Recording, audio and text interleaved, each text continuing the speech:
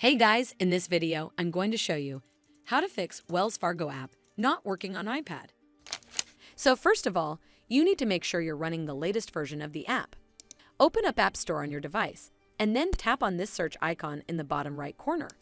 Then search for the Wells Fargo app, and if you see this update button right next to the app name, simply tap on it to make sure you're running the latest version of the app. But if you still encounter this issue, then you need to clear App Cache. Go to your device settings and then scroll all the way down to General and tap on it.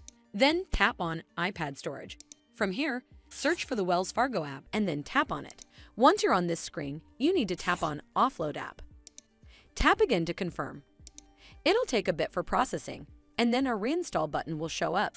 Simply tap on it to reinstall the app.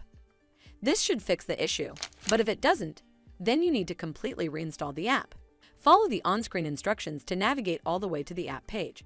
Once you're on this screen, tap on Delete App to uninstall the app from your device. Once uninstalled, you need to open up App Store and then search for the Wells Fargo app right over here in the search bar. And then click on this Get button to install it back on your device. Well, that's how you fix Wells Fargo app not working on iPad. I hope you found this video helpful, and if you did, make sure you give it a thumbs up to see more videos like this, and don't forget to hit that subscribe button. We'll see you in the next one.